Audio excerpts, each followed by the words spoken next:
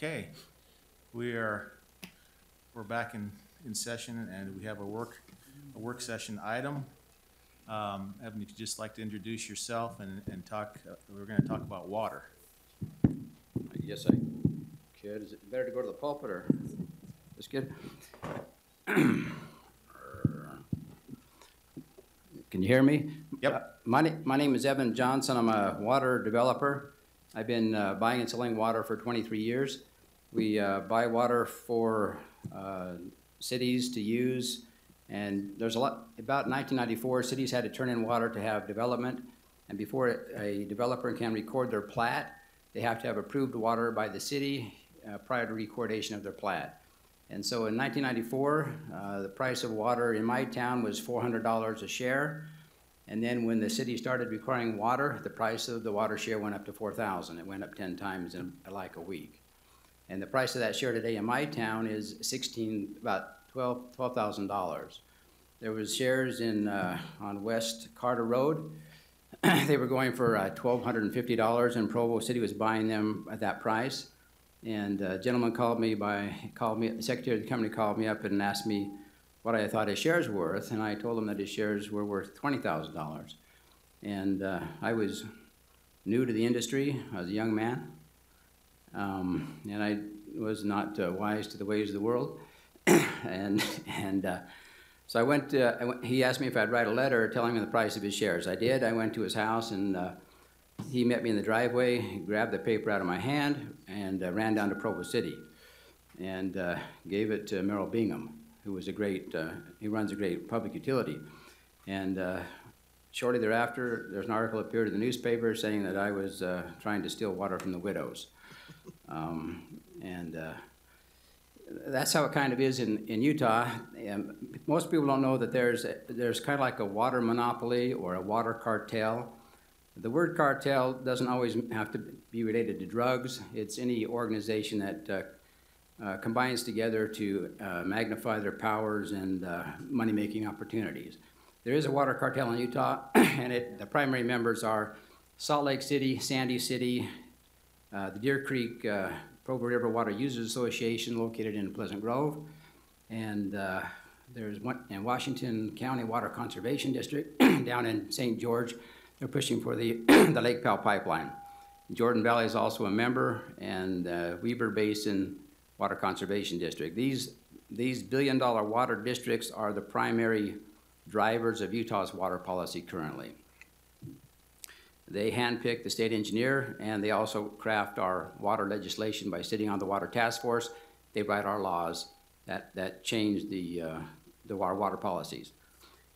For many years, Utah has been farmer-friendly, and today Utah's water policies are anti-farmer, anti-home builder, and anti-private property rights. Last week, I heard the price of water out in a city in Utah County had reached $17,000 a unit. And while we have a 2017 water price, we have a 1985 water regulation that doubles the cost of the water to the home builder. So what happens is the home builder is hit with a $17,000 per unit cost, and the cities use a 1985 regulation requiring double the water. The net effect is it drives the cost of a door on an apartment building up $4,200 per unit. So on an apartment complex that has 200 units, it'll drive the cost up $840,000 based on an artificial regulation, and that cost is prohibitive to home builders, and it can actually stop a project.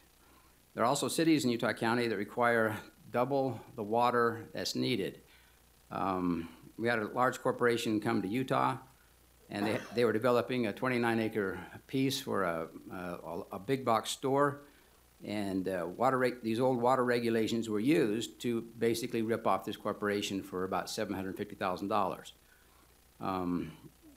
Usually, you're not going to fight the city, and the big corporation just absorbs it. But as Utah County grows and may become, or is projected to become, larger than Salt Lake County, water will be a critical factor in Utah County's growth. And it would seem reasonable that we would want to have accurate water regulations to minimize the impact and burden on our residents. And I've been doing water for a long time, and when I was small, I used to do, you know, 1 or 2 water shares, and nobody bothered me. And then, because I like to do it, I really like to do it. And we did hundreds and, you know, 1,000 and half of an irrigation company. We got, you know, rather robust in our activities, at which point I became a target by the cartel, and I was sued. I've been sued for buying and selling water, and I've been turned into the police department for investigation. I was turned into the FBI. I was turned into the Attorney General's office, all for buying and selling water out of a newspaper. And that's all I do is buy water shares, buy and sell water shares. And so I've become somewhat of a pot stirrer on this issue. And it's come to my attention that the only parties in our state that can have their private property rights forfeited is a farmer. The public water providers have been very good at their craft. They have 38 water lobbyists to lobby the Hill, and they have about 12 full-time attorneys pushing their cause. But the farmer's out in the field working his tail off, and as he's working his tail off in the field, his property rights are being taken away from him. If there were a basis for it, a reasonable basis for this to happen, that would be fine. But as you look at the broad context of water in Utah, Utah is a state that has 54 million acres of land mass. And Utah receives 60 million acre-feet of water. All the 240 cities in Utah use 1 million units of water, or 1 million acre-feet of water. And all the farmers, top to bottom in our state, use 5 million acre-feet of water. So if 1 million and 5 million is all the water rights we have in Utah. And those water rights they have numbers, and you can put them on a spreadsheet, and they boil down to 146,000 water rights is all the water rights we have in Utah, and that represents the use of 6 million acre-feet of water out of 60 million. That means our diversion or use of water is 10% of our annual precipitation. And this doesn't account for our Colorado River allotment. Utah's Colorado River allotment is over 1 million acre-feet of water, and that allotment alone could carry all of our cities, all 246 cities, without using a drop of any underground or surface waters whatsoever. There's another issue with Utah's water policies is that Utah leaks, a city's water line leaks an average of 14%. And when Utah's cities were surveyed, they reported leak rates of 3% and as high as 35% in the city water lines. And farmers, their canals leak generally 20%, 30%. The Strawberry High Line has like a 30% leak rate. So when you combine the leak rates of the cities and the farmers, Utah's leak rate comes in at about 25%. So that means of the 6 million acre-feet that we divert, 25% of that is lost. Our leak rate water is enough water for 4 million new people without any water projects whatsoever. Often we hear slow the flow, save H2O, and don't flush your toilet unless it's brown, and all these little things that jingles and stuff. That water use is insignificant compared to the water leakage that we have that we can't see, and that is on our old infrastructure. So I prepared some videos and on YouTube, and we'll show the first one. It talks about Salt Lake City as the top water hoarder in Utah.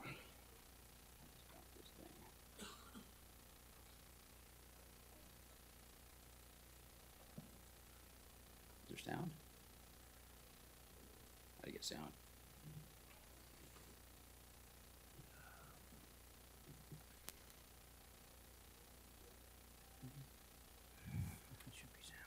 Water, half of a Deer Creek, but hoards over 500,000 acre-feet, 5 Deer Creeks. That's 10 times what it needs. You hear that? So why does Salt Lake City need an extra 4.5 Deer Creeks of Utah's scarce water? The usual reasons: extra money and extra territorial power, like 10-8-15 watershed jurisdiction.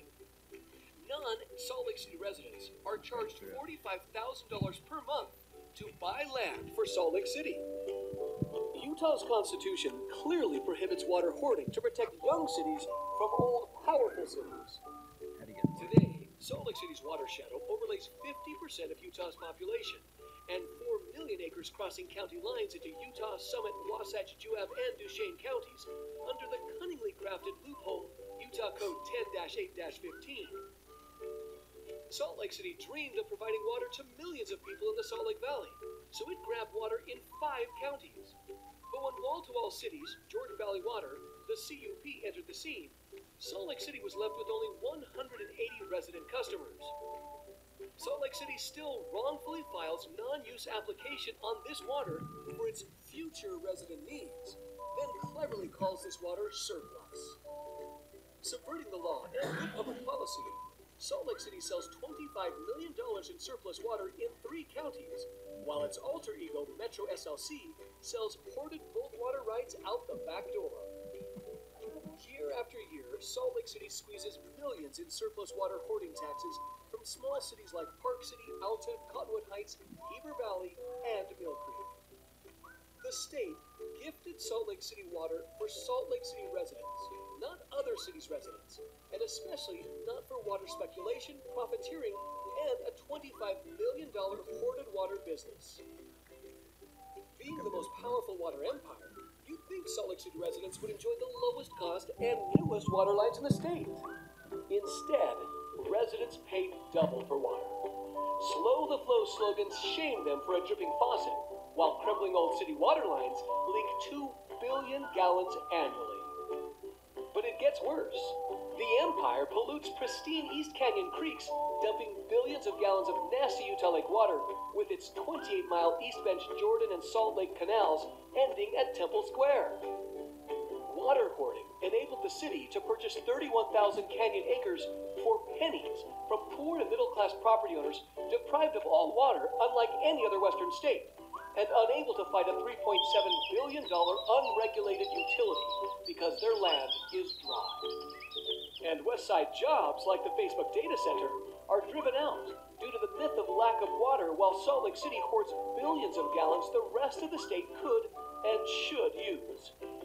Salt Lake City's hoarded water belongs to the public for new cities and jobs, not Salt Lake City.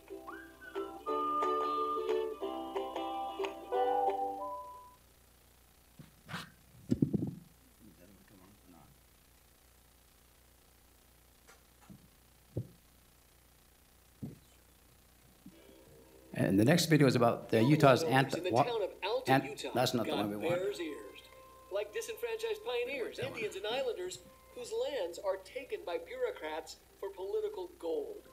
Alta You want the farmer one. employees found political and recreation gold You want the farmer one. There is it there. Oops. There we go. Get that in. Utah's state water engineer is anti-farmer and pro-federal control of Utah's water.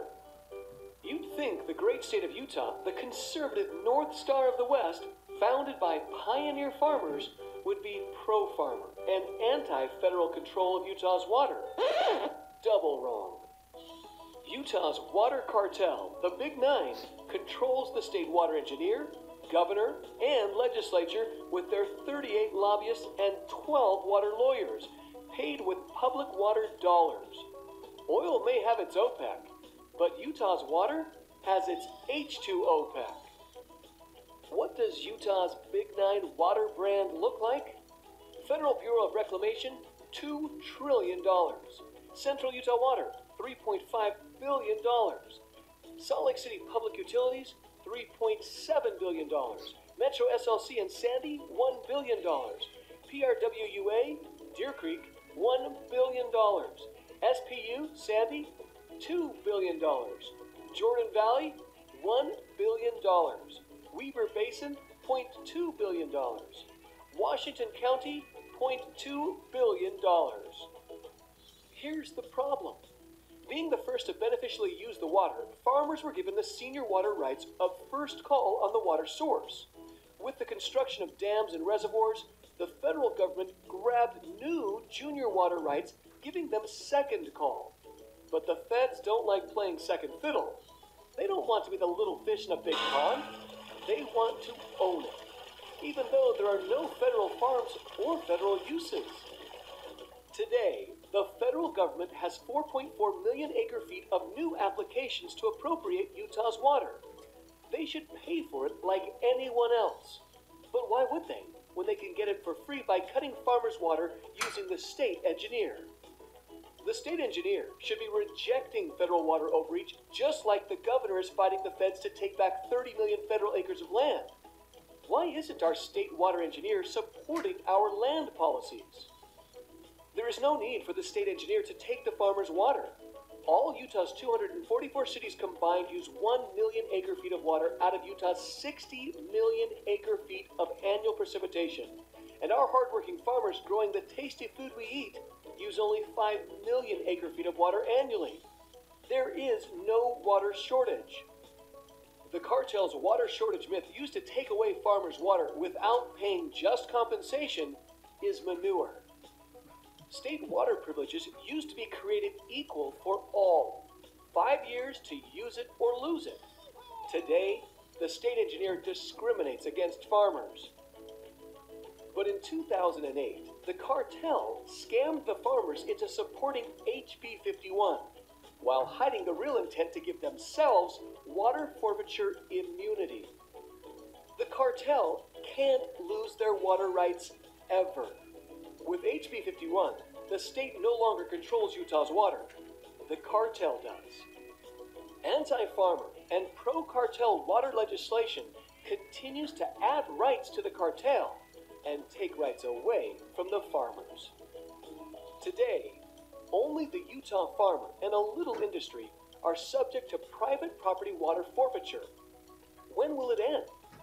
Instead of protecting rights of farmers, the state engineer has shown a clear pattern of discrimination against farmers. First, he cut Heber Valley Farms water 25%, where folks farm for a living.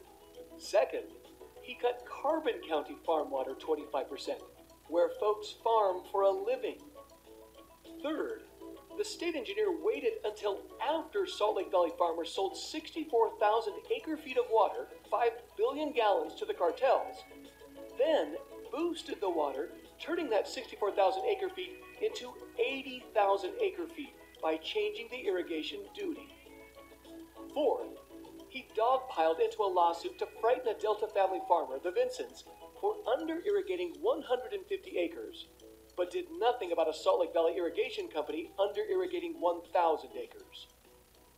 Fifth, when the Utah Supreme Court went against the cartel to protect farm water transfer rights, the state engineer joined forces with the cartel and lobbied to change the law, making Supreme Court rulings irrelevant. Sixth, the state engineer will count 3 cows in a barn, but won't count 100 billion gallons of water in the city's barns. Seventh, the state engineer will approve a cartel water transfer same day, but a farmer can wait years. Eighth, if a farmer asks for new water in a closed basin, he's quickly denied. If the cartel or feds ask for new water in a closed basin, the application is not denied. Ninth, the state engineer's water right policeman, headquartered in Cedar City, beelines to Utah County to investigate a farmer who refused to sell his land for conservation. 10th, the state engineer uses a different measuring stick for farmers than he does with the cartel. Consumptive use is not the same as flow, or CFS.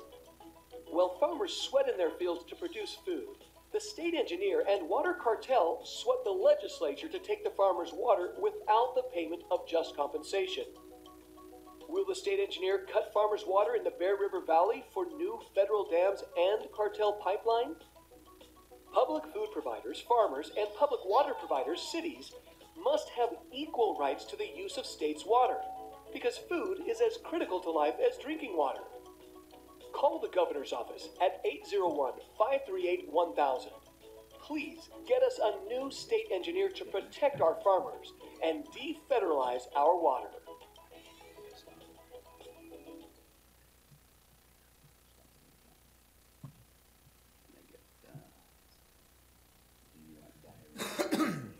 You should have been a cartoonist. Is that the one? We just have one more short video on Utah's water quality policy, and our Utah's water policy, believe it or not, is do you want diarrhea today or cancer tomorrow? And that is our current state drinking water policy. So why does Utah, with a population of 3 million, have enough drinking water treatment plants for a population of 9 million? Because the legislature unwisely gave property taxing authority to water treatment plant builders, which spent wildly, tripling down on a bad water policy of overbuilding outdated treatment plants for lawns and water bureaucrats' personal gain. $200,000 salaries, lavish retirements, and a family health insurance for life. Metro Water District of Salt Lake and Sandy is a prime example of a treatment plant gone wild. Non-elected board members taxed and spent wildly. Metro, the alter ego of Salt Lake City, a so-called water district, has no real customers, a private law firm, and a $200,000 manager.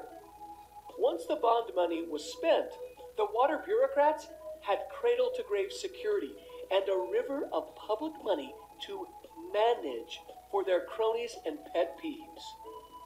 Like the anti-dog politics in Little Cottonwood Canyon, where non-dog creek water is commingled with Provo River dog water 1 to 4 prior to treatment at the Metro plant, making the anti-dog policy barking with no scientific basis. And the selective application of 10-8-15, extraterritorial overreach by Salt Lake City to take building permits from recorded Alta building lots? 2/3 of residential water is used outdoors, according to Utah's Division of Water Resources. We all know that sprinkling drinking water on our lawns is bad business.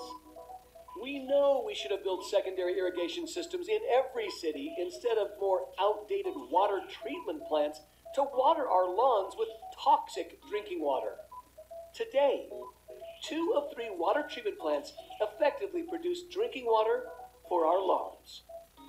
Water property taxes are bad business because they waste water, contribute to the destruction of farm irrigation grids, and pollute the environment. Chlorine and carbon monoxide are both clear and deadly. Our water treatment plants are also bad business because we're using chlorine, an outdated 1903 technology based on the false DEQ premise of, do you want diarrhea today or cancer tomorrow? Instead of having pure high-grade filtered drinking water flowing from kitchen taps statewide and pressurized chemical-free irrigation water sprinkling our lawns statewide, making us healthy, wealthy, and wise, we are forced into low-grade, mass-produced, chemicalized, toxic water because we have 3 times the water treatment plants to get 3 times the volume to meet outdoor water demands. Like fast food, fast water makes us sick, tired, and poor. Over the next 25 years, Salt Lake City residents will be drained of $500 million, $250 million in Central Utah Water District water property taxes for water Salt Lake City never used and will never use, and another $250 million for a looming water bond resulting from past bad management, which failed to replace crumbling water infrastructure. Utah's water conservation goal of 25% by 2025 will only be achieved when water property taxes end and truth at the tap begins. Because 40% of the tap water bill is hidden. Furthermore, the billions in public water dollars are being pocketed by well-connected dry land speculators because there's no mechanism to capture spent public water dollars. Instead of recirculating the old billions in public water dollars, the public money is chronically drained away into the deep pockets of a select few developers. The billion the developer makes is really just the billion in public water dollars poured on his dead sagebrush ground. Utah's water policies are bad for business, our airsheds, and well-being. The billion-dollar Bear River project will pipe more congestion into the Salt Lake Valley's depleted airsheds, suffocating residents. This contributes to cancer, Alzheimer's, and the Utah high autism rate. If we leave the water where it is, in the healthy air sheds, and give the water pipeline billions to underdeveloped counties, we'd all be better off. Please call the governor's office at 801-538-1000. 78% of cities in the West don't collect water property taxes. Let's have a truth at the tap water policy ending water property taxes. Let's shut down toxic chlorine treatment plants, capture old public water dollars from developed land, and protect the environment. Let's have a better water policy requiring every city to have secondary water systems for a redundant and resilient water grid, and pure filtered water required for all kitchen taps statewide for a healthier and vibrant Utah.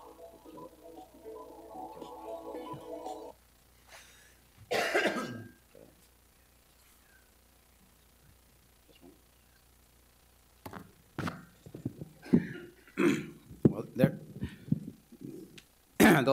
those videos were made by a man up in Sandy. He did the art part of it, and I wrote the script on those. But what does this all mean to us on a day-to-day basis? It means that when a person buys a house in Utah County, there's most likely an extra $45 a month in their annual budget for artificial water costs. And that can be corrected by simply updating our water regulations and having a frank and candid discussion about water data with the governor's office. When I attempt to talk to the governor, the water cartel makes sure I cannot get in the door. When I went to speak with Mayor Rocky Anderson about this problem, the Public Utility Department canceled my meeting. When I had the same thing with Mayor Ralph Becker, my meeting was canceled. And Mayor Jackie Bukowski, even though we helped her get elected so we could have some reasonable dialogue on water policies, she also will not meet with us. The water industry in Utah is very powerful. They have a lot of money, and they don't have much work to do all day. And they sit around and fool around with our regulations and laws, and they make our day-to-day lives, they contribute to the misery index in our lives. And we could have this corrected by inviting Governor Herbert down to the Utah County offices here and just having a conversation about how Utah's water policies are anti-farmer and why they're anti-home builder and why they're anti-private property rights. Utah's water policies are far more left than Hillary Clinton or San Francisco. Utah is the only state in the union that has these weirdo policies. In Utah, it's against the law to drink rainwater. And rainwater is distilled water. It has about 2 TDS in it. Your tap water runs about 250 to 300 TDS. TDS is total dissolved solids, something that's dissolved in there that you can't see. Your water always looks clear, but you don't know what's in it. You could have clear water, it could have 6,000 TDS, and you just don't know what your TDS is by looking at water. The public likes clear water. Your clear water could be more dangerous than Utah Lake water. Utah Lake water runs about 1,000 TDS. And we should have a candid discussion about water because it impacts people's lives and our property rights. We have projects that are done by water bureaucrats. There's one, like, they'll take water from the Spanish Fork River and spend hundreds of millions of dollars to take that water all the way to Harriman. That water will be used once, and the depletion factor for indoor water use is about 5%, which means 95% of that water will return flow back into the system. So what you have is really expensive water pipelines taking water past thirsty cities like Spanish Fork and Springville and Saratoga Springs and taking it all the way to Harriman to be used at a 5% efficiency rate and then discharged into the Great Salt Lake. The other day I was up at the Division of Water Rights filing an application to move water to a city in South Utah County. And as you drive there, you drive by the Lower Jordan River. And the Lower Jordan River is not as big as the Mississippi, of course, but it is full of wonderful irrigation water that could be utilized in Utah County before it goes to the Great Salt Lake. There's a lot of water in the system that's there's a lot of slack in the system, or slack water in the system. I'm a board member on a company called the Big Ditch Irrigation Company, and we are forced to waste the outdoor water for 70,000 people annually. And we've been trying to get our water back into farm production or into home production for 15 years, and we are unable to bypass the water cartel, which is why I made the videos so that people can understand the water cartel impact in our lives. But when the farmers came to Utah, they would use water multiple times, up to 7 times. In the severe drainage, you could use water. The first guy would use it, then the number 2 guy would use it, then the number 3 guy would use it, then the number 4 guy would use it, number 5 and number 6 and number 7. What that does, that makes people rich. That makes the individual wealthy. That gives the family money. It gives them productivity. It raises your standard of living goes up. Your assets, your personal assets are up. Your liberty is up. Your freedom is up. That is how the farmers set up the water industry. But our water industry has been turned on its head with the water bureaucrats, and now they get to use water once, and then they're always actively taking water away from the farmers. And when I got up this morning, I had a glass of water. I also had a bowl of cereal. Water and food are equal to living. And a farmer is a public food provider. And water providers think they're more special than public food providers, but they're not. Farmers and public water suppliers should have the same rights. Not only the farmers should be subject to forfeiture, the public water providers should as well. And I think if we look at the data and the things that go on, we could find ways to improve our quality of life without having these billion-dollar water projects. I own some water down in St. George. You've heard about the Lake Powell pipeline down there. The Lake Powell pipeline is for 86,000 acre-feet, and the cost is going to be around $17,000 to $20,000 per acre-foot to bring water from Lake Powell to St. George. Today, you can buy an acre-foot of water in St. George for $500 today. And when I have water down in St. George, and I contacted St. George City and said, would you like to use the water? I have water. I got millions of gallons to use for free. They said, no, we don't want to use it. So I don't understand and our irrigation company has 3 billion gallons that we could let people use. We can't get the water into the market because you can't move your water. What the water cartel or the water monopoly, people are always offended by cartel, but I'm not. It's just a word. But what they do, they focus on the transferability of water. And they've been changing Utah's water laws so that anytime water transfers, they block it. If you own a car and Larry Miller tells you you can't take your car out of your garage, and then he tries to buy your car, what's the value of your car? If you can't get your car out of the garage, what's the value of your car? Not much. And that's what the water cartel has done. They have bottled up water using the transfer laws so that people can't move their water, and then they just lose it. And it's old Utahns that have the senior and best water rights. And when they lose that, it goes to the federal government, who has applications for 4.4 million acre-feet of water. And I don't understand why our water policies and our land policies aren't consistent. We have a local and state-controlled land policy and a federal water policy. I don't understand why we can't have our water policy and our land policy to be consistent, and our water regulations be accurate and not be 30 years old. In 1959, the indoor water requirement was 650 gallons a day. Then in 1985, it became 400 gallons a day. It's been 30 years since that's been updated. And that, not updating that has impacted Utah County families' pocketbooks like $40 per month. And when I contacted the Division of Water Rights up there and talk about these issues, their response was, it's not a lot of money, doesn't matter. Doesn't mean anything. And everybody doesn't make $100,000. In our state, the average income is around $33,000 a year. And $45 a month is meaningful to people who shop at Walmart. I shop at Walmart once in a while, but these are meaningful things that we could adjust by having a dialogue. We're all aware of the UTA and some of the issues that swirl around UTA. Those same issues that UTA has are the very same issues that the CUP has. The CUP operates it's a $125 million budget over there. And they collect $45 million of property taxes over at CUP in Orem. And they only sell $17 million worth of product or water. I don't know any company that sells $17 million of a product, has a $125 million budget. Something is wrong there. Something is wrong like UTA wrong. It's goofy. And then I asked the secretary for the email address of the general manager of the CUP. And I was told I'd have to file a grammar request for that. That they wouldn't, that would, you know, it's kind of, one of the reasons the CUP is successful in not being scrutinized is because they won't let their data out. They don't even report their water use data in Salt Lake County, like you're supposed to. They send them the form, they don't report it.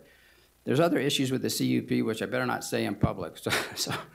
But we could do great improvements by having a conversation with the governor on these issues, because I think the governor is a great person, but I just don't think he's well informed by the people that surround him.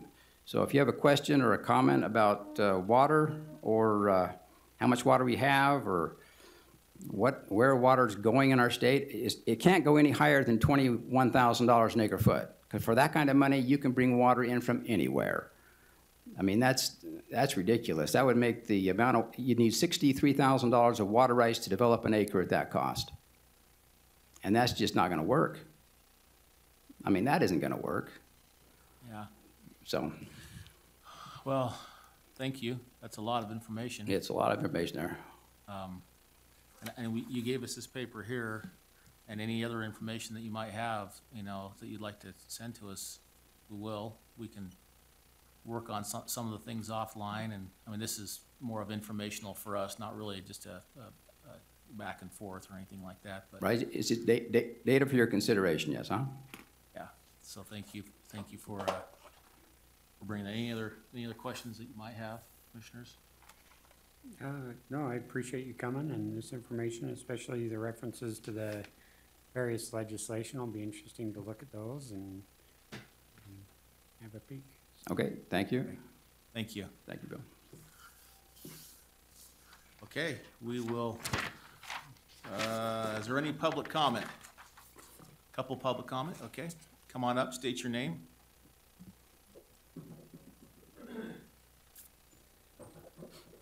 Hi, nice to meet you finally.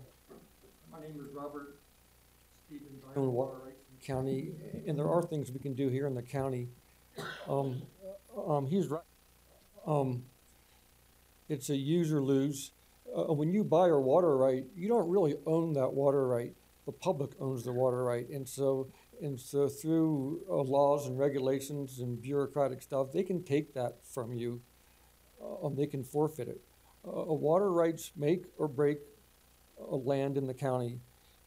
You can't have a house without the proper amount of water rights, and it's a very nerve-wracking thing, knowing that you buy land, you buy water rights, and then in a period of time, if you don't get your development done and show beneficial use, you lose your water rights. The Department of Water Rights will then send you a letter, as they did to me once, and demand that you cement up your well.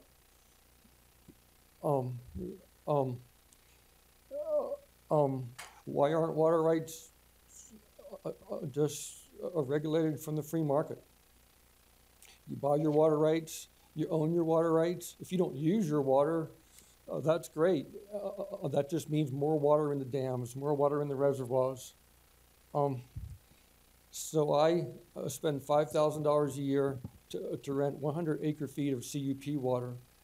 3 years have passed, and I just this last year was able to go complete, a half mile of cement irrigation ditch, and so I have been able to use my CUP water. But Strawberry Water just sent me a little letter saying you owe us a couple $100, and if you don't pay, we're going to lien your property. I don't even know what this $200 is for, because I've been paying $500 a year on top of my Strawberry Water stuff. In the county, for every well that is dug, it's standard practice to let the water flow for about 3 days. That's probably about 1 million gallons of water wasted. Why? It's because the county health department is adamant that your water has to not exceed certain levels of contaminants. In other words, you're not free to go and drink the water that's there. You're really not free to go drink to distill water or to go and take your chances over time, and balance liberty with the quality of water. So to get that water as pure as you can, you let it flow for 3 days. 1 million gallons of water is about an Olympic-sized swimming pool of water wasted, just dumped right back into the ground, just so you can get your water level down. That's kind of ridiculous, but that's your policies here. And since it's kind of a one-time sort of thing, right? You want to meet the requirements, then you're willing to go let the water flow. Oh, that's wrong. Most of the water here is artesian, which means that if you took off the cap, it's probably going to flow like a geyser, like Yellowstone, outside of the ground. What else useful can I say? So Evan has been involved in this, even though he dumped just an enormous amount of information on us that we can't validate. Perhaps it should be looked at. Water rights are a scary thing. I had a whole lot of thoughts while I was hearing all this, and I didn't write them all down. Didn't have a pencil with me, but there's more we can do in the county. There's a lot of wasted water. That's true. If most of the water is used for our Kentucky bluegrass, as we all know. If we didn't use our water for our Kentucky bluegrass, we would have a lot more. Oh yeah, here's something here in the county. So I can't store my water. I have to either use flood irrigation or pump it out of the well, but for the irrigation water, I can't store it, which means I have to flood irrigate, and flood irrigate is a very inefficient use of water. If I could store my water, you're a farmer, you're gonna have some comments. Well, there were some articles on KSL within the last year, and I bookmarked them, and a farmer who grows a bunch of pumpkins realized that if he stores his water and it sends out, all sorts of pipe and so forth, then it was a more efficient use of water. But why can't we store our water? There could be mosquito problems, but we could pump it into tanks and then we could use it better or as needed. Those are all the comments I have. And Evan's been doing this for a long time. Anyone who's ever been interested in buying and selling water rights have seen his ads in the paper and I probably have communicated it. Right now, as far as I know, an underground water right in the county is going for about $3,000 a water right. Is that about right? 3 to 5, yeah. 3 to 5, wow. So in a 5 1/4 acre parcel of land, which you require about 9 acre feet, that's going to be $27,000 to $45,000 of water rights, which is a lot. Transferring the water rights among your property is not an easy thing to do. You have to go up to the Department of Water Rights. You got to fill out an application. It could take 6 months to go transfer the water from one section of your property onto another section of your property. Why is that? It just doesn't make a lot of sense. So it is a use versus lose. It shouldn't be that way. It's not private property if the government has the ability to go yank it from you. And anyone who wants to go deal with this knows how scary it is to go try and do a development as your water rights are constantly, expiring in the future. And so it's a very worrisome thing, and I don't recommend it to anybody, actually. Thank you very much. Thank you. I saw another hand.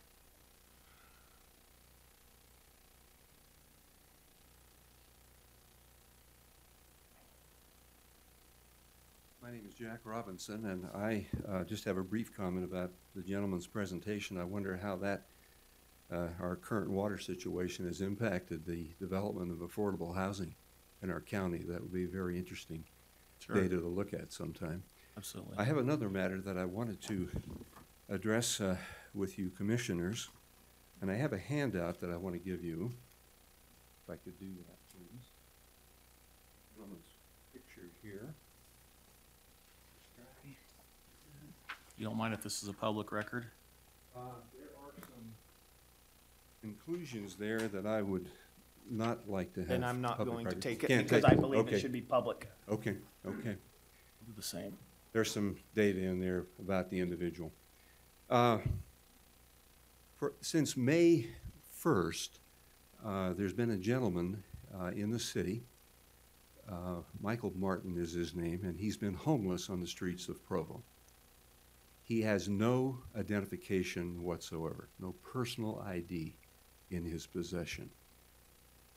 He was incarcerated at the county jail last year.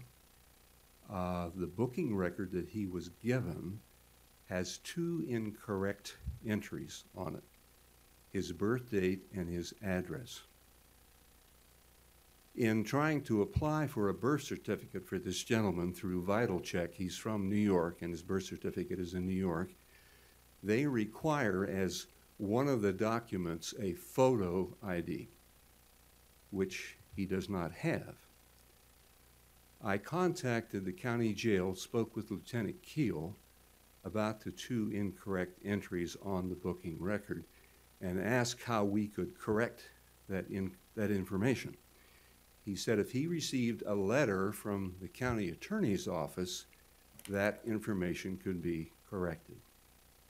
I visited the county attorney's office on 3 different occasions with some documents, one, a medical record, several others that pertain to his Social Security benefits, as evidence for the change in his address and his birth date. I could also get information from Social Security, an official letter that would indicate his birth date is the following. On the 3rd visit, I spoke with a staff person and was told that his case was not in their jurisdiction, that I would have to go to the 4th District Court in American Fork and talk with Mr. Hanson, the city prosecutor. Mr. Martin attended a court hearing there in April, and after that, and prior to that, I had emailed Mr. Hanson's office about this issue, asked for his cooperation, furnished him at one point in one of the emails documentation that would substantiate the changes. Then after the court appearance, I spoke with him briefly and emailed him again. Finally, I got a response from his office saying it looked as though the documentation was not sufficient to request the changes. In the meantime, this gentleman is homeless. He's 57 years old. His Social Security check of $735 is gone by the middle of the month because he pays $287 a week at a local motel for shelter. And so my question to you is, what avenues, what can we do to resolve the issue at the county jail with the booking record? It seems to me that, for example, I can go to Social Security with a medical record and they look at that as sufficient ID to request a duplicate Social Security card. And why I am told by Mr. Hanson's office that a current medical record, as well as 2 agency Social Security records, is not sufficient documentation to request that change, I don't understand that. Somebody, it seems to me, needs to step up, take a few minutes, look at what it's going to take to resolve this man's plight. I mean, he can't even access a DI voucher because he doesn't have any identification. He can't apply for senior housing with the housing authorities because he doesn't have any identification. He's basically stuck. And so I'm asking, what can we do jointly together as a partnership to help this man resolve his ID identification issues. I can tell you since April, and I took the time last night to write down the places I have been and the people I've talked to, and the list is 2.5 pages long, and I still don't have any answers. I don't know the answer. I mean, I'd be willing to look at it unless another commissioner would like to take it. Sure, appreciate that. We can I've definitely visited take with it. him before on it. and Yeah, I talked to Commissioner Right. Ivey about a month ago, and I know he's busy, and we've got, all have things to do. I don't think he's here right now. I'm trying to remember, I think it was Paul that I spoke with over on our side. Was it? And I thought we'd sent you a follow-up on I never that, got but anything. We'll have to, Yeah, I never I'll received make sure that anything. we get that back to you. Appreciate it. we Well, if missed you're that working with something. Commissioner Ivey, if you want to continue I'll to do keep- that, that'd be continue to work great. on it, because we'd found there was some idea as far as getting into housing, where we can probably at least get his social security check transferred to a new facility that could take him, because wherever it's getting it now is obviously getting enough information to take it. What's there was- happening with his social security check is that he receives mail at the Food and Care Coalition, and he's using that, and many people do, who don't have a permanent address, as their mailing address. Right. And so currently, So he we'll- doesn't have direct deposit, and so I've been taking him over to my credit union, cashing his check, so he at least has some operating funds. And then, as I mentioned, he's staying at the Travelers Motel, spending $287 a week.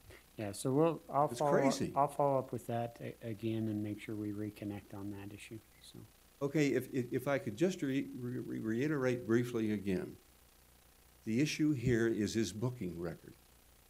It currently has an incorrect birth date and incorrect address. Without that correct information on that booking record, he cannot order a birth certificate. My guess is the two gentlemen behind you are also going to look at this. I appreciate that. I talked to 'Cause Sheriff Tracy. just knowing how he is, I appreciate him so much. Sheriff Tracy, the issue isn't that we're not willing to help, is that we are not the creators of the record. This goes back to the discussion you had earlier. I'm not free to go in there and to just change what some other entity has put in as the official booking record for their arrest. So I'm not allowed to just go in there and do that. We are the holders of the information, but we're not the creators of the record. So when that comes in, and it's put into our system, it has to go back and be adjudicated back through the individuals or the entity who put that record in, and assumed, it looks like Provo did. Well, actually, it was American Fork. Okay, American Fork. So, with a court order or with some other kind of information that allows us the authority to go back and change that record, then we're willing to do so, and we have in the past, and we will in the future. Would it be But we- helpful if you were to also ask I and just can- say, look into it? I'm what I not- can not do is trying to look at- direct, But, No, what I can do is look into who booked the individual, what the genesis of that information that they put into our system was, where did they get it from? Are they willing to make a change? If they're willing to make a change and want to correct their record in our system, then that's allowable. So, but we need that pathway Sure. to exist. Yeah, much, what, Sheriff, tell me and- your name again, I can't. It's Jack Robinson. Jack and- Robinson. And a reoccurring problem with our homeless population is no identification, Oh, yeah. and a very difficult time accessing pathways to get that information, that ID. Community Action has funding to actually help getting a birth certificate and to pay for that photo ID if the person qualifies.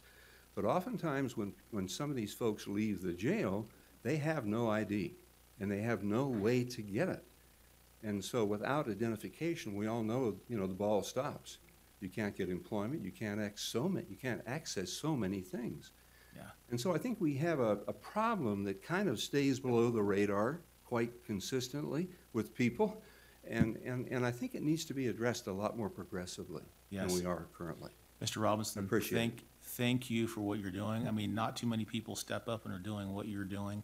And I applaud that you're going forward and trying to make a difference, and especially in somebody's life like this, because it's easy to get caught in between the cracks on some of these and It is. and not know what to do, and then the discouragement comes in, and we have all kinds of other problems that come about. So thank you for your individual effort as you go forward and. Thank you for try your to do. time and your support and interest. Appreciate it. Thank you. Thank you. Any other public comments? Okay, we will move to our closed meetings. Thank you.